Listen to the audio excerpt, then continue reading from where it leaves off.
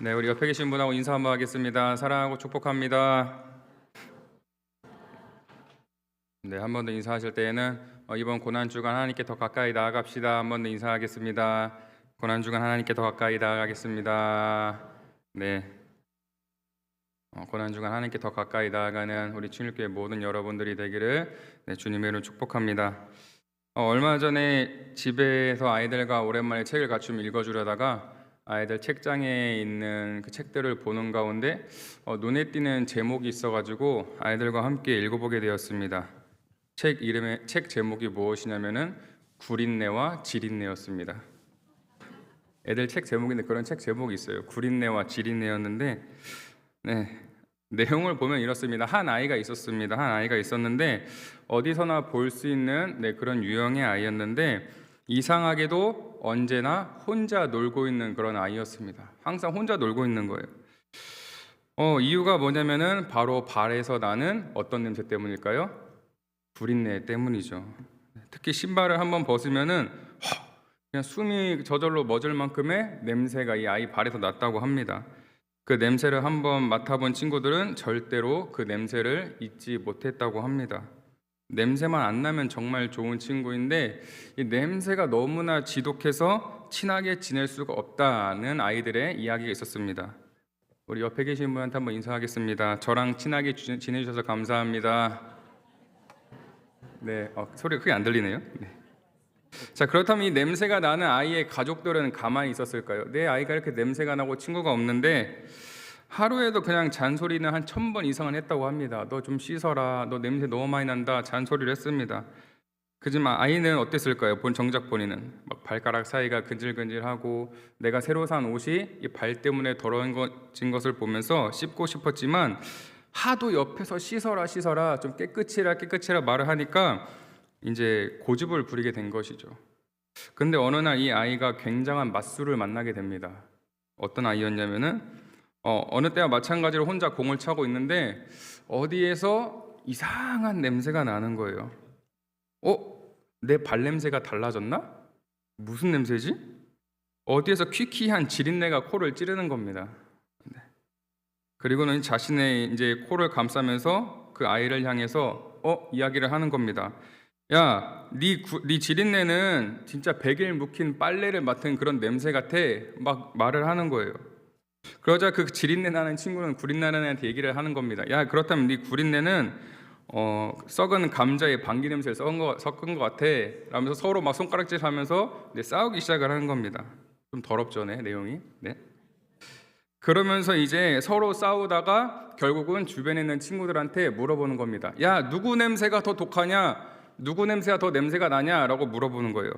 어떤 친구의 냄새가 더 많이 난다고 했을까요? 맞습니다. 너희 둘 다 똑같이 냄새나고 더러워 라고 이야기를 한 겁니다. 두 아이는 큰 충격을 받았습니다. 아니, 나에게서 나는 냄새가 이 정도였단 말이야? 그냥 조금인 줄 알았는데 이 정도의 냄새가 났단 말이야? 라면서 큰 충격을 받았습니다. 아, 그때 그래서 걔가 나랑 짝꿍하기 싫었구나. 그때 그래서 나를 생일 파티에 초대하지 않았구나. 이 두 아이는 그동안 자신들이 고집했던 것을 벗어던지고 이제 함께 목욕탕에 갔다고 합니다. 한참을 씻고 얼마 만에 보는지 모르는 그 뽀얀 모습으로 친구들에게 다시 한번 다가가니 또한 자신들의 고집을 버리고 친구들에게 다가간 이 구린내와 지린내는 친구들에게 많은 인기가 많아져서 어울리는 친구들이 많아졌다는 그런 좋은 내용의 이야기였습니다. 우리가 삶의 자리에서 살아가다 보면은 굉장히 많은 사람들을 상대하게 되는데 좋은 사람이 있으면 얼마나 좋겠습니까? 상대하기 싫은 무엇보다 짜증나는 그런 유형의 사람들이 있습니다. 많은 유형이 있겠지만 특히 막 자기가 다 아는 것 마냥 우기는 그런 사람들이 있습니다. 그건 그렇게 하지 말고 이렇게 해봐. 내가 이렇게 해보니까 그게 진짜 좋았던 것 같아 라고 말을 하면서 자기가 경험한 것들이 전부인 것 마냥 우겨대는 그런 유형의 사람들이 있다는 겁니다. 그런 사람들을 보면은 그냥 자신의 신념이라고 말을 하면서 행동을 하지만 사실 그건 신념이 아니라 고집이라고 볼 수 있죠. 고집입니다. 그런 분들이 혹시 주변에 계시다면은 발걸음을 돌리셔서 살며시 멀리하시기를 바랍니다. 왜냐하면 그런 사람들과 같이 있다 보면은 얘기를 듣다 보면은 막 머리가 아프고 막 우겨대는 그 상황이 막 진절머리가 날 겁니다. 우리 한번 옆에 계신 분하고 인사할까요? 고집 부리지 맙시다. 네, 고집 부리지 맙시다.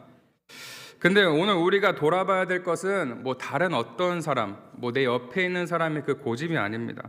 바로 내 안에, 지금 우리 안에 있는 그런 고집들이죠. 특별히 신앙의 자리에서 드러나는 우리의 고집을 한번 들여다봤으면 좋겠습니다. 하나님 앞에서 우리는 얼마나 고집스러운 사람들입니까? 얼마나 고집스러운 모습으로 살아가고 있습니까? 우리는 그냥 내가 아는 그 정도로 상황을 판단하고 결정하려고 하는 모습이 우리에게 있지 않습니까? 오늘 우리가 함께 읽은 욥기에 보면 비슷한 상황이 나옵니다. 욥이 나오고 그의 친구들이 나오는데 그들이 하는 행동을 보면은 그냥 자기의 말이 전부인 것처럼 말을 하기도 하고, 그렇게 하지 못한 너는 잘못한 거야 라고 말하는 그런 모습을 볼 수 있습니다. 욥, 지금 네가 죄 때문에 이런 고난을 받는 거고, 이제 욥은 끝까지 아니라고 이제 항변하는 모습을 볼 수가 있죠. 이 욥기는 욥이 고난을 받는 것으로 이야기가 시작이 됩니다. 고난에 고난이 더해지고 정말 참기 힘들 정도의 아픔을 겪는 것을 우리가 보게 되는데, 그 후에 이제 욥의 친구라고 하는 사람들, 뭐 엘리바스, 빌닷, 소발, 이 세 명의 친구가 욥을 찾아옵니다. 처음에 이제 그들은 욥의 그 참담한 모습을 보면서 함께 눈물을 흘리기도 하고 이제 며칠 밤낮을 욥의 곁에 함께 있어 주었습니다. 여러분, 고통당하는 사람 곁에 함께 있어 주고 공감해 주는 것, 그 존재만으로도 얼마나 큰 위로가 됩니까? 그러나 그들이 입을 여는 그 순간 그들의 고집이 드러납니다. 그들이 하는 이야기의 공통점은 하나죠. 욥, 지금 네가 이렇게 고난 가운데 있는 건, 네가 이렇게 어려움 가운데 있는 것은 네가 하나님께 죄를 지었기 때문에 하나님이 지금 너를 심판하시는 거야. 이렇게 지금 이야기를 하고 있는 거죠. 이 욥의 친구들의 포커스는 지금 욥이 고난을 받는 이 욥의 고난이었습니다. 그 욥은 끝까지 항변하죠. 아니다, 나는 그런 죄를 짓지 않았다. 나는 정말 하나님 앞에서 정말 진실하다. 욥의 항변과 친구들의 주장이 욥기 대부분을 이루며 긴 논쟁이 펼쳐지게 되죠. 그럴 수밖에 없는 게, 뭐 욥이 우상을 섬긴 것도 아니고 뭐 살인을 저지른 것도 아니고 특별히 어떤 죄를 지은 것도 아닌 것 같은데, 정말 고난 중에서도 제일 참기 힘든 고난, 그런 고난을 받았으니 의아해할 수 있습니다. 오늘 우리도 마찬가지로 의아해하고 있죠. 뿐만 아니라 이제 욥의 친구들과 당사자인 욥조차 고민하게 만든 내용이었습니다. 왜 도대체 이런 고난을 받을까? 도대체 왜 하나님은 욥에게 고난을 주셨을까? 혹시 이 과정이, 지금 욥이 고난을 받는 이 과정이 하나님의 크신 계획 가운데 있다고 한다면, 만약에 그렇다면 하나님은 우리에게 고난을 주시는 게 어떻게 하나님의 계획에 있어 일부분이냐고 우리는 불평불만할 수 있을 겁니다. 그렇게 때때로 우리는 하나님에 대해서 의문을 제기하죠.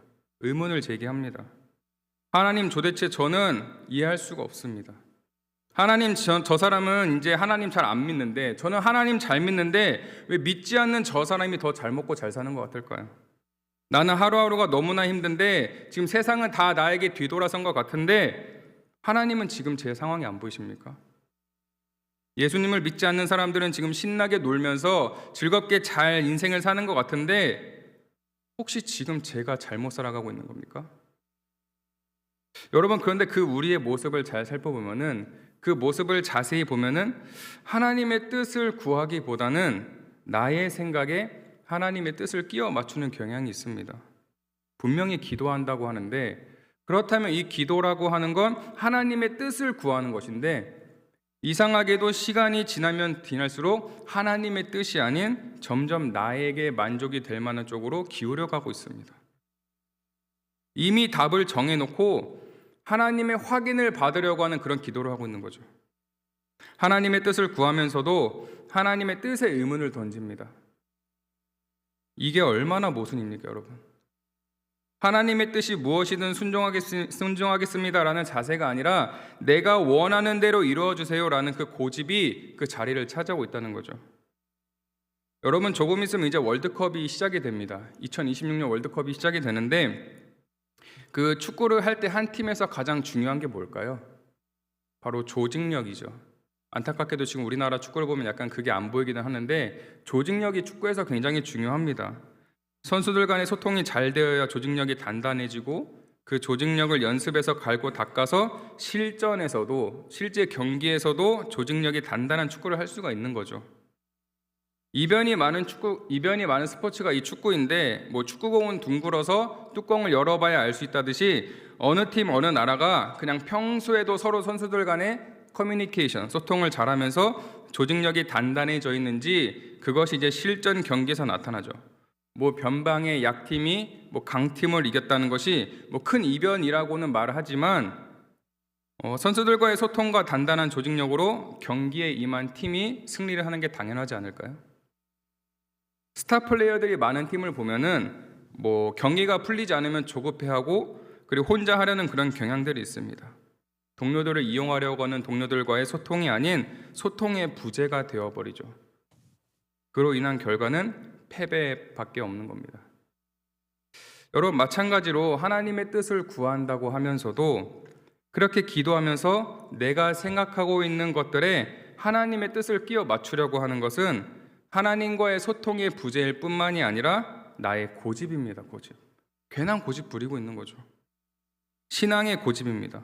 그러면서 내가 지금 신앙이 좋은 줄 알고 내가 교회 잘 다니는 줄 알고 하나님 잘 믿는 줄 알면서 착각하며 살아가고 있다는 겁니다. 여러분, 오늘 우리는 하나님 제대로 믿고 계십니까? 정말 하나님 제대로 믿고 계십니까? 그렇다면 우리에게 있어서 지금 나에게 있어서 하나님은 어떤 분이십니까? 우리들이 생각하는 하나님은 어떤 분이실까요? 나의 기도를 들어주시는 분? 아니면 나를 이해해 주시고 나를 사랑해 주시는 분? 여러분, 나에게 하나님이 그런 하나님이라면은 오늘 욥에게 있어서 하나님은 어떤 하나님이었을까요? 욥에게 있어서 하나님은 어떤 분이었을까요? 우리가 아는 하나님과 다른 분이었을까요? 우리가 생각하는 하나님과 다른 하나님이었을까요? 분명히 욥에게도 하나님은 나를 사랑하시는 분이고 언제나 나와 함께 하시는 분이고 욥은 예배도 잘 드렸고 자녀들에게 신앙도 잘 전수해줬고 언제나 하나님께서 기뻐하시는 삶을 살도록 노력했던 그런 사람입니다. 그런데 갑자기 온갖 고난이 닥치더니 내 인생을 다 빼앗아가 버렸단 말이에요. 이게 하나님의 크신 가운데 어떠한 과정이라고 한다면 욥은 이 상황을 어떻게 받아들여야 될까요? 그렇다면 하나님께서는 욥에게 이 고난을 주셨을 때 하나님은 아무렇지 않으셨을까요? 성경 전체를 봤을 때 하나님의 크신 계획은 무엇입니까? 죄인인 우리를 구원하시는 겁니다. 그 과정이 어땠습니까? 독생자 하나뿐인 아들 예수님을 이 땅에 보내신 것이죠. 예수님께서 이 땅에 오시고 그분을 통한 하나님의 계획은 무엇이었습니까? 죄인, 우리의 죄를 대신 지시고 십자가에 못 박히시는 것, 죽음이셨단 말이에요. 여러분, 우리가 얼마나 연약하고 이기적인 존재입니까? 내가 얼마나 이기적이고 연약한 존재입니까? 내가 알고 있는 그 정도로 하나님을 이해하고 그 정도로 하나님을 판단하려고 하고 있습니다. 자신의 이해력으로 전능하신 하나님을 표현하고 이해하려고 하니까 내가 아는 그 정도로만 하나님을 알고 있는 거죠. 그래서 하나님은 나의 만족을 채워주지 못하니까, 지금 내 상황을 만족시켜주지 못하니까 계속해서 어떠한 우상을 만들고 또 다른 보이는 우상을 만들고 더 나아가 신은 죽었다, 인간이 이 세계의 중심이다라고 말하는 그런 철학자들도 있다는 겁니다. 맹인모상이라는 말이 있습니다. 맹인모상. 장님이 코끼리를 만진다는 뜻으로 그 전체를 보지 못하고 자기가 알고 있는 부분만 가지고 고집한다는 그런 말이 맹인모상이라는 뜻입니다. 옛날에 인도의 어떤 왕이 이제 신하를 시켜가지고 맹인들을 이제 데리고 오라고 했습니다. 그리고 맹인들 앞에는 한 마리의 큰 코끼리가 서 있었죠. 그리고 이제 맹인들에게 이제 손으로 코끼리를 만져봐라라고 이야기를 합니다. 이제 맹인이 한 명씩 나와서 코끼리를 만지겠죠. 제일 먼저 코끼리의 상아를 만진 맹인이 이렇게 이야기를 합니다. 코끼리의 형상은 큰 무와 같습니다. 이렇게 이야기를 하는 거예요. 이번에는 코끼리의 귀를 만졌던 맹인이 말합니다. 아닙니다. 코끼리는 곡식을 갈라내는 도구인 키와 같은 모양입니다. 그저 옆에 있던 다른 맹인이 말합니다. 둘 다 틀렸습니다. 코끼리는 절구통같이 생겼습니다. 이 사람은 다리를 만진 사람입니다. 계속해서 이제 서로 말하기를 등을 만진 사람은 평평한 침대와 같다 이야기를 하기도 하고, 배를 만진 사람은 장독대같이 생겼다 말하고, 꼬리를 만진 사람은 긴 밧줄같이 생겼다, 서로 이제 코끼리가 어떤 모양이다라고 이야기를 합니다. 그러자 왕은 이제 맹인들을 다 돌려보내고 그 자리에 남은 신하들에게 이렇게 이야기를 합니다. 잘 봐라. 코끼리는 단 한 마리인데 여러 명의 맹인들은 그냥 자기가 알고 있는 것만으로 코끼리를 알면서도 조금도 부끄러워하지 않는구나. 그렇게 이야기를 하고 있는 겁니다. 여러분, 이 맹인 모상 혹시 오늘 우리의 모습이 아닐까요? 우리의 모습이 아닐까요? 지금 우리는 하나님의 어떠한 부분만 만지면서 하나님의 어떠한 부분만 알고 있으면서 하나님은 이런 분이시야 라고 확신하고 있지는 않습니까? 내가 아는 하나님이 진짜 하나님이라고, 아니야 하나님은 그런 분이 아니라 이 하나님이 진짜 하나님이야, 내가 알고 있는 정도만으로도 하나님을 알면서도 조금도 부끄러워하지 않고 있잖아요. 그런 우리가 어떻게 하나님의 크신 계획을 이해할 수가 있겠습니까? 욥기 38장을 보면은 하나님께서 폭풍우 가운데 욥에게 나타나십니다. 그렇게 말씀하시기를 내가 땅에 기초를 놓을 때에 네가 어디 있었느냐? 누가 그것의 도량을 정했는지 네가 아느냐? 바다가 그 못에서 터져 나올 때 문으로 그것을 가둔 자가 누구냐? 하나님의 질문이 계속해서 이어집니다. 어느 것이 광명이 있는 곳으로 가는 길이냐? 어느 것이 흑암이 있는 곳으로 가는 길이냐? 너는 그의 지경으로 그를 데려갈 수 있느냐? 그의 집으로 가는 길을 알고 있느냐? 이 하나님의 질문 하나하나가 욥의 한계를 드러냅니다. 내가 하나님에 대해 알고 있었다고 생각했던 것들, 그 앞에서 욥은 할 말을 잃습니다. 실제로 내가 하나님에 대해 알고 있었다고 하는 그 부분이 얼마나 작고 얼마나 연약한 부분이었는지 욥이 비로소 깨달은 것이죠. 욥기 42장 2절 말씀, 주께서는 못하실 일이 없사오며 무슨 계획이든지 못 이루실 것이 없는 줄 아오니. 욥과 그의 친구들은 하나님의 크신 계획을 몰랐습니다. 그저 눈앞에 있는 고난이 너무 힘드니까 하나님은 어떤 분이신지, 왜 고난을 받는지 그것만 보일 뿐인 거죠. 여러분, 우리가 하나님의 크신 계획을 깨닫고 나서 하나님께서 어떤 분이신지 다시 한번 우리가 깨닫게 될 때 우리는 부끄러울 수밖에 없는 존재입니다. 너무나 부끄러울 수밖에 없는 그런 존재이죠. 하나님의 전능하심 앞에 우리의 자금을 인정하고 내가 이해할 수 없는 하나님의 계획이 있다는 것, 내가 보지 못하는 그곳에서 여전히 하나님은 지금도 일하고 계시다는 것, 여러분, 이것을 진심으로 받아들이는 것이 믿음의 성숙인 것 같습니다. 다행히 욥은 그것을 깨달았고 자신의 부끄러움을 고백하고 있습니다. 42장 3절 말씀, 무지한 말로 이치를 가리는 자가 누구니까? 나는 깨닫지도 못한 일을 말하였고 스스로 알 수도 없고 헤아리기 어려운 말을 말하였나이다. 아멘.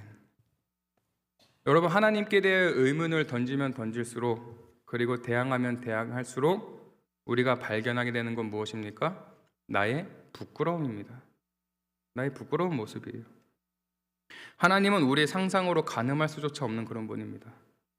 그리고 마침내 우리가 그분을 인정하며 나아갈 때 내가 얼마나 작은 존재였는지, 내가 그렇게 기고만장하고 고집부리고 교만하던 나의 모습이 얼마나 연약하고 작은 존재였는지, 우리 하나님께서 얼마나 위대하고 전능하신 분이신지 그것을 알게 됩니다.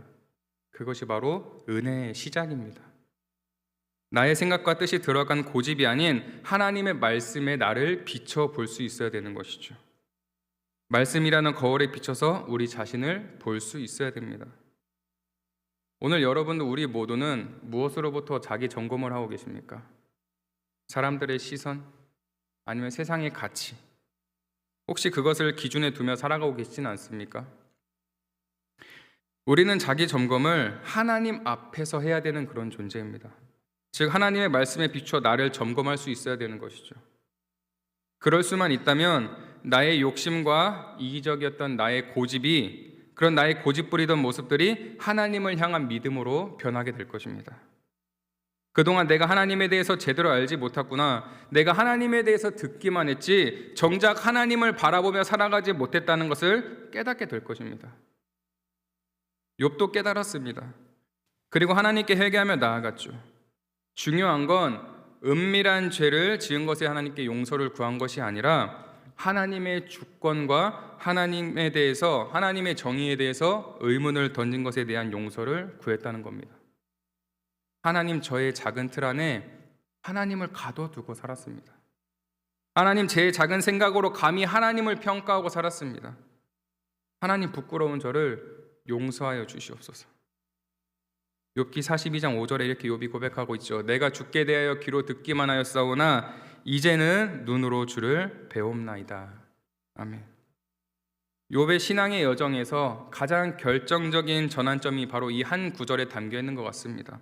내가 주께 대하여 귀로 듣기만 하였사오나 이제는 눈으로 주를 배움나이다.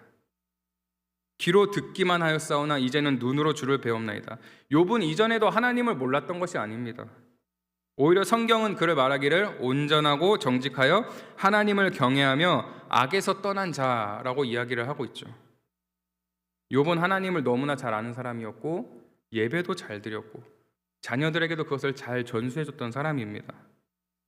그러나 욥이 스스로 고백하는 것은 무엇이냐면은 그 모든 것들이 그것들이 다 귀로만 듣기만 한 신앙이었다는 겁니다. 내가 여태까지 하나님에 대해서 잘 알고 있다고 얘기했지만 이것이 다 귀로 듣기만 하는 것이었구나. 이제는 눈으로 주를 배움나이다. 고난의 폭풍 가운데서 모든 것이 무너진 자리에서 하나님의 음성을 직접 들은 뒤 욥은 하나님을 귀로만 아는 것이 아니라 눈으로 직접 뵙는 경험을 하게 된 것이죠. 하나님을 만나는 것, 우리 하나님을 만나는 것, 그 만남 앞에서 이전에 나의 모든 고집은 무너지게 되어 있습니다. 그리고 그 고집이 이제는 믿음으로 바뀌게 되어 있는 것이죠. 이 욥기의 결말은 우리가 잘 알고 있지만 욥이 잃어버렸던 모든 것을 되찾은 이야기로 끝이 납니다. 잃어버렸던 재산 그리고 자녀들. 하지만 욥이 잃어버렸던 것 중에 되찾은 가장 중요한 것이 무엇일까요? 재산일까요? 자녀일까요? 바로 하나님입니다. 하나님. 욥이 하나님 앞에서 자신의 무지를 고백하고 나의 고집을 내려놓고 진정한 믿음으로 나아간 것이죠. 그리고 하나님은 그런 욥을 회복시켜 주셨습니다. 귀로만 듣던 하나님을 눈으로 뵙는 하나님으로 만나게 된 것, 여러분, 그것이 진정한 회복 아닐까요? 우리의 신앙이 고집에서 믿음으로 바뀌어 간다는 것, 성숙해져 간다는 것은 하나님에 대해 더 많이 아는 것이 아닙니다. 오히려 내가 얼마나 모르는지, 내가 얼마나 부족한지 그것을 더 깊이 깨닫는 것이죠. 내가 이해하지 못해도 하나님을 신뢰하는 것입니다. 이것이 오늘 우리 사랑하는 충일교회 모든 공동체가 가야 되는 그런 방향인 것입니다.